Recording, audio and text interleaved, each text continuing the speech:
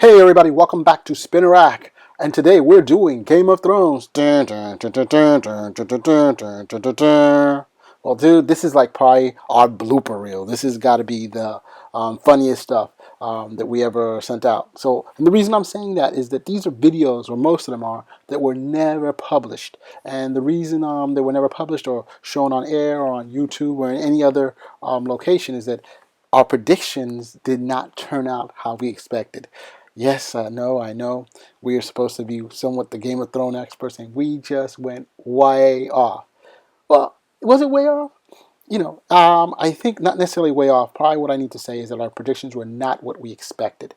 And because of the way the whole show was done by the showrunners, some of the things that we thought made a lot of sense, and some of the things that people were saying out in the Game of Thrones verse or the GOT verse, they had particular ideas, and it didn't exactly pan out. I mean, when you look at what the books were doing, there's some thought of what could possibly be, and Dave and Dan, they definitely went their own way. And remember, these are the guys. They rushed the final season, and they wanted to get to this Disney contract where they were going to be doing the Star Wars, a trilogy, and lo and behold, it failed. But now that time has passed by, people were so disappointed with the final season.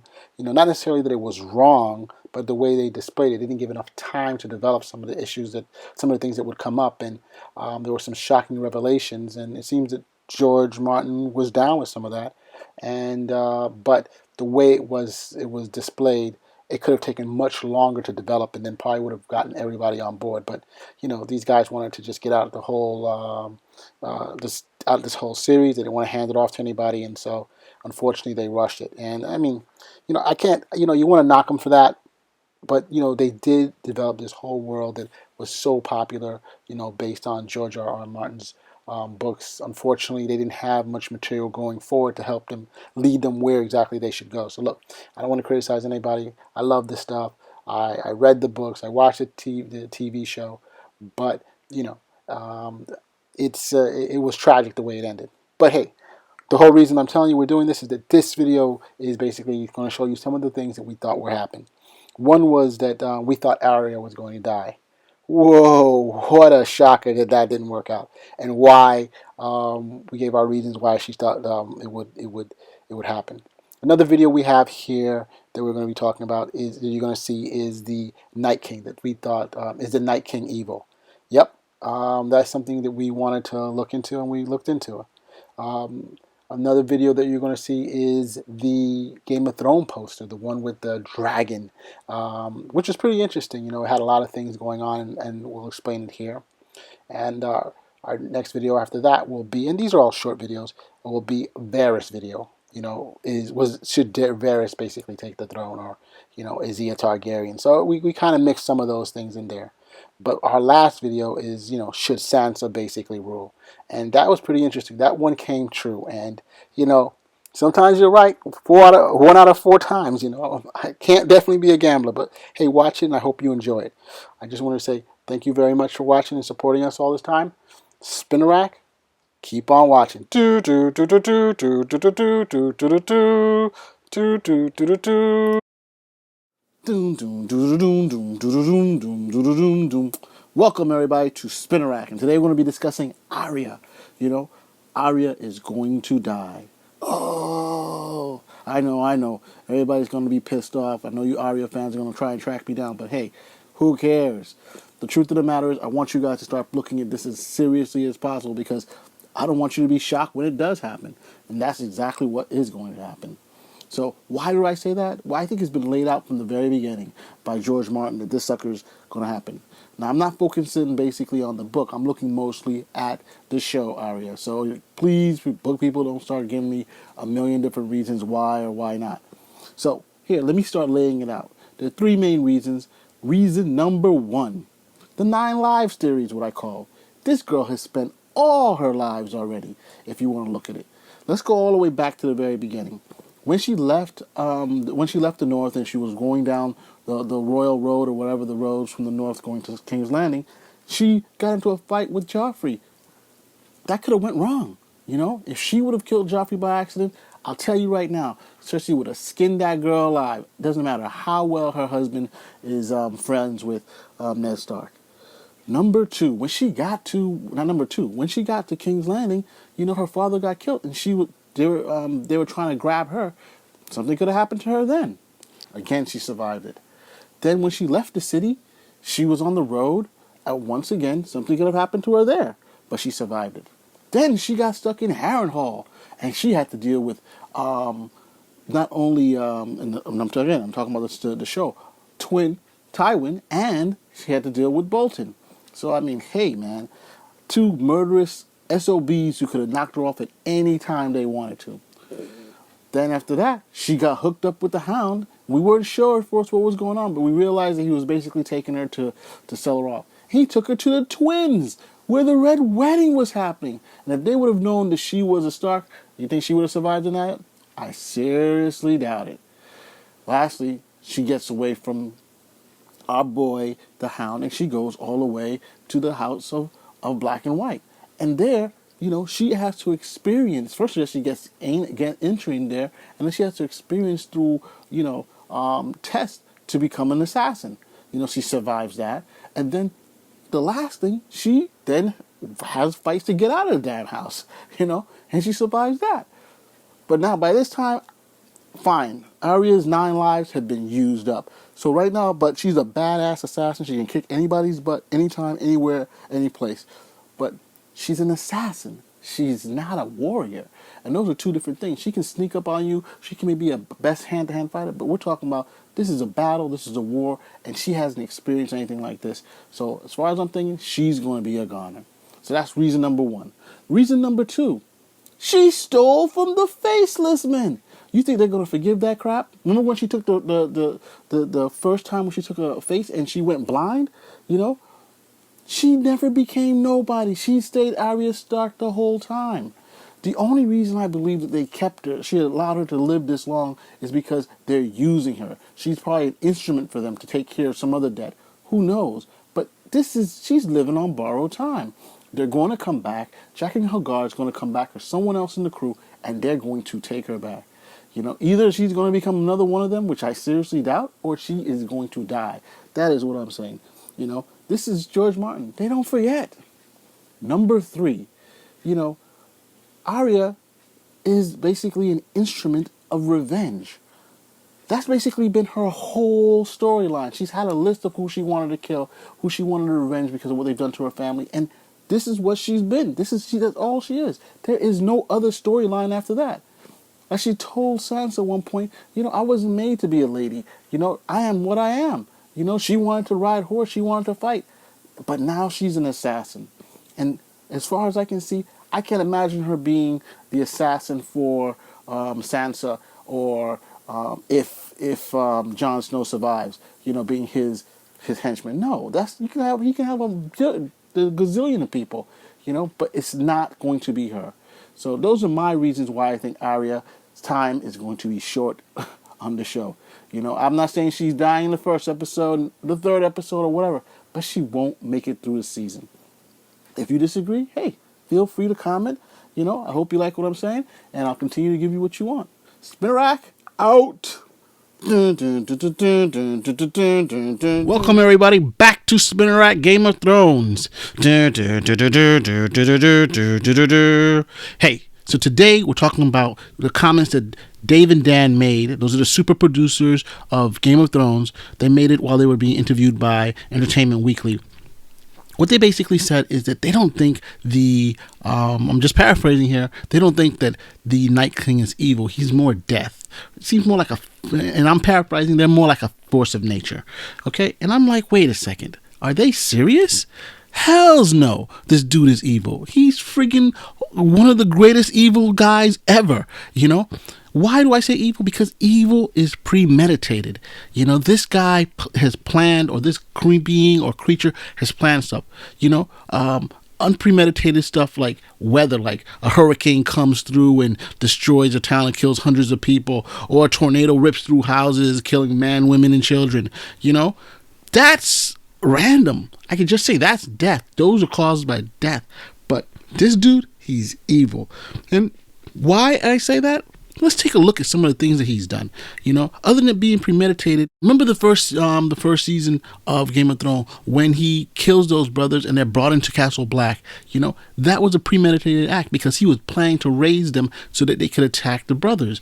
That is a premeditated act. And that's just one amongst many. He also forced the free folk to gather together under their king beyond the wall because he was attacking them, and they wanted one place or a place that they could be there to be together. And that's one of the reasons Mance Rayder was trying to go down south because past the wall, because he didn't want his folks to be hurt or destroyed by the night, the White Walkers, right? So there was a plan. He basically wanted to hurt them. And what happened? Part of that plan is, that their army was destroyed by Stannis, but a lot of them were able to gather over in Hardhome.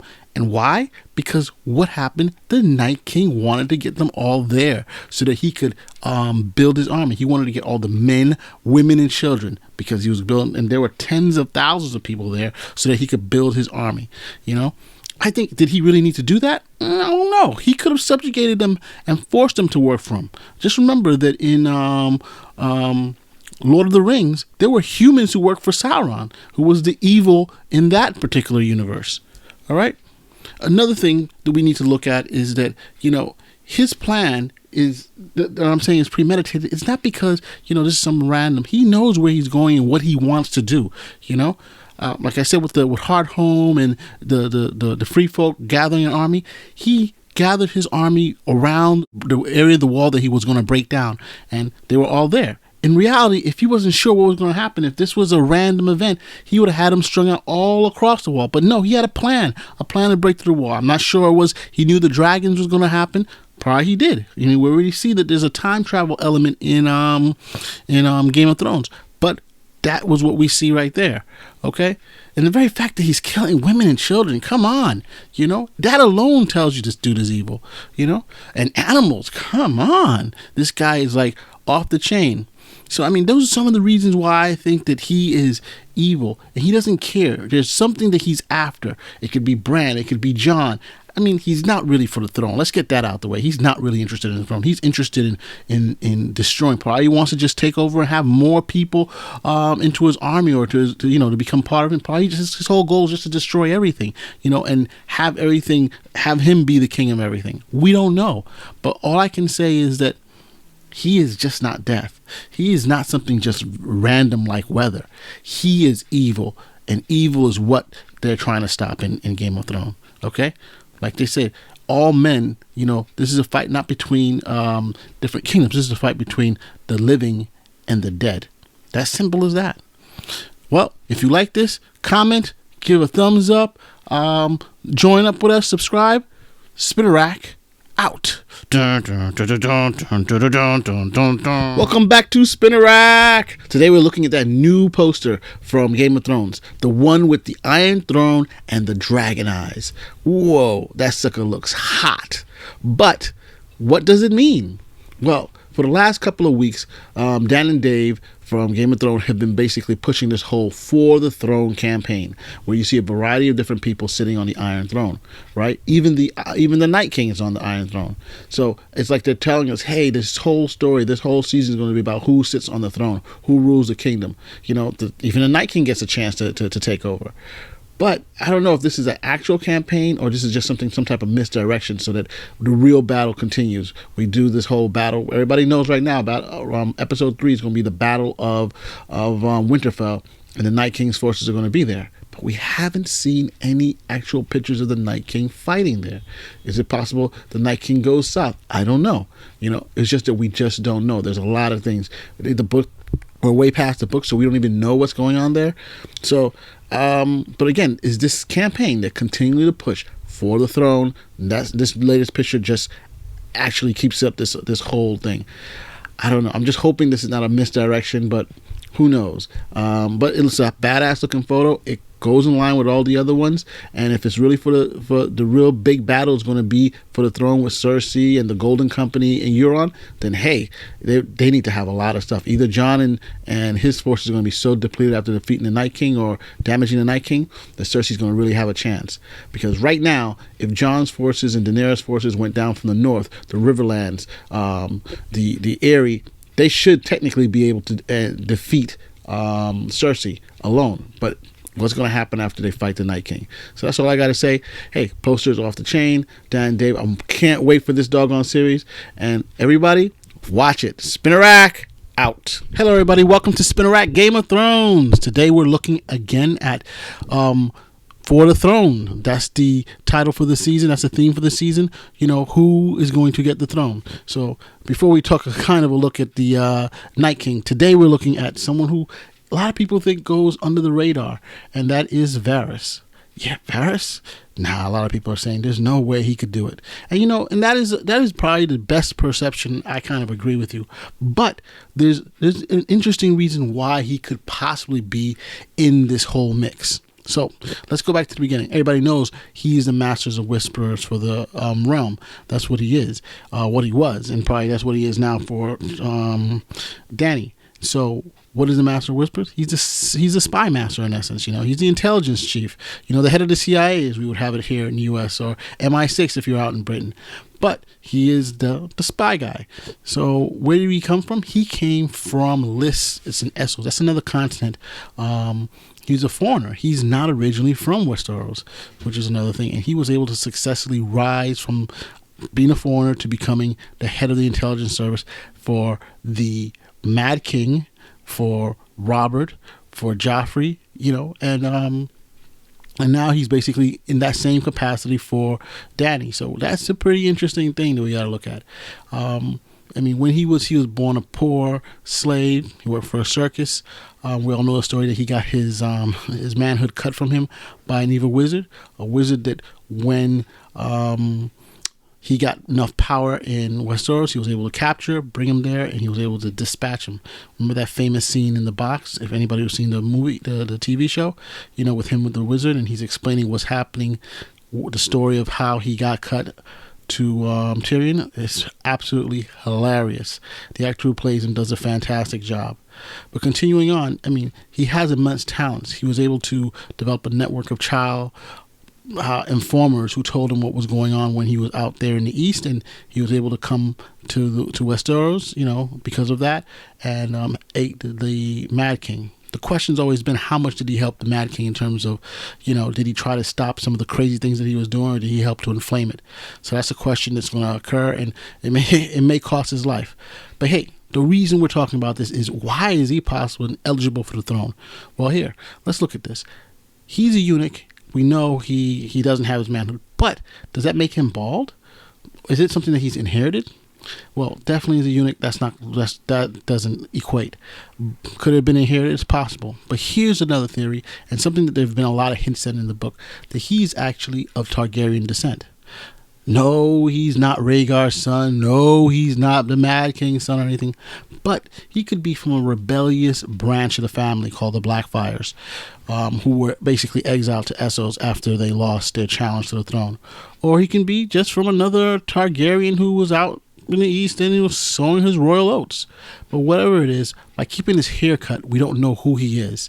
And if you ever read The Hedge Knight, one of the main characters there, his name is Egg, which goes Aegon, is that he cut his hair so people wouldn't know that he was a Targaryen. So it kind of correlates a bit. So he could be he could definitely be of Targaryen blood, and if so, he could be a contender for the throne. But is he really? Nah, I don't think so. But just wanted to cover the base. I mean, he's an advisor, and he's basically said that's what he is. And when you look at like the last speech he had with Dany in season 7, where she's like, you know, I basically don't trust you because you work for all these different people, and she says, and if you ever cross me, I'm gonna get rid of you, you know. But we know what he says is that basically his main loyalties isn't to a king, but for the kingdom. So that's a great thing that we have, that he's very vested in the kingdom of the seven kingdoms. But again, is he really a candidate for the throne? I really don't think so. You know, the end run is going to be someone who is charismatic, who can bring everyone together. And one of the things about him, the Masters of Whisper, is that he has been very divisive in a lot of things he's done. So there's no way I can see that he will be the, you know, sit on the throne. And I don't think he may. I'm not even sure he'll last through the season. But that's my thought. Hey, if you like this, we're going to be going through a couple more to see who could possibly sit on the throne. I mean, besides just the obvious people. But if you like this, give a thumbs up, comment, like, subscribe. Spinnerack out. Hello, everybody. Welcome back to Spinnerack Game of Thrones. Today we're discussing For the Throne. We're going to be looking at Sansa, whether or not she will be able to make it to the Iron Throne. So, here. There's a lot of people been saying that, there's a lot of different groups of people. Some people want Arya to become get to the Iron Throne, Jon, Daenerys, but Sansa's name is coming up a lot, and people are thinking that she should be the one to inherit. Of course, it's a hardcore fan base, but, in the book, it's going to be different than what we're going to see here in the movie and in the TV show. And I can tell you from my thoughts on this is that I don't think Sansa is going to really go for the throne. She's been through so much, to get to where she's at. She's currently the Lady of Winterfell. She's suffered emotional abuse, physical abuse, rape, just the thought that she would be getting killed at any particular time. She's seen family members beheaded and killed and been tortured, so she has almost right now no desire to go down south. But hold up. You could also look at it another way, that Sansa, she grew up basically on the feet of some of the greatest manipulators, some of the greatest power players in all of Westeros, the Seven Kingdoms, and that in reality that she really should be the one most, how can we say, most able to lead the nation, the seven nations together, seven kingdoms. And the teachers, who were her teachers? Cersei, she's crazy, but she knew how to keep people together using fear and giving them something that they want. Littlefinger, master manipulator. He practically started the whole thing, with the killing of Jon Arryn and getting the Starks and the Lannisters at each other's throat. Hey, you could even say her husband was a nutcase, that damn Bolton boy, the bastard himself. But the fact is that she's been able to learn, and she's learned how to control her impulses. She's controlled how to control those around her and get what she wants. Right now in Winterfell, she's the Lady of Winterfell. For all intents and purposes, she is the main kahuna there. For all intents and purposes, she basically has control of the Vale. She has control of Winterfell and possibly even the Riverlands. Or parts of the Riverland, because her mother was a Riverlander. Her uncle was the head of the Riverland from River Run, and of course he's supposedly in prison. But now that Arya's killed the Frey, that may no longer be. But we'll see as the show progresses. But she's extremely powerful, and when you take a look at it, she has 3 of the 7 kingdoms technically that are behind her. So if they can get through this whole thing with the White Walkers, she has a strong claim to be the one to dominate. If there's no Dany or there's no Jon, So I can see what people are saying. I'm not going to say a total 100% I'm out of this theory is absolutely nuts, but this is something that we should look at, And if she can do, if she can do it in the show, I give them mad kudos. Now, one other proviso I want to make is that when we're talking about George Martin, this story was partially based on the War of the Roses, and how they ended the War of the Roses was basically one family dominated, Henry's family, and then he married someone from the other side of the Roses, and that helped end the war. Basically, he basically conquered England, but to cement that this was finally over, there was a marriage, and I don't know how this works out. Dany and Jon are on the same side, so they got married together to become allies and possibly they actually love each other. We haven't seen that whole thing play out yet, but the only one that you could really say that something could happen is like if you had Sansa and she married someone from the other side, and who could that possibly be? Jaime, Tyrion? Then the war is fully over. I don't know. Those are some thoughts, but Sansa is a pretty interesting thought. It's very possible. Spinnerack out. Hey,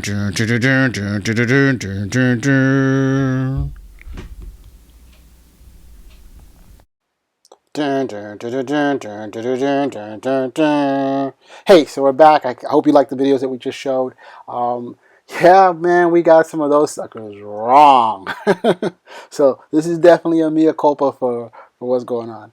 We just hope that you guys enjoy us, keep supporting us. Follow us on YouTube, on Instagram.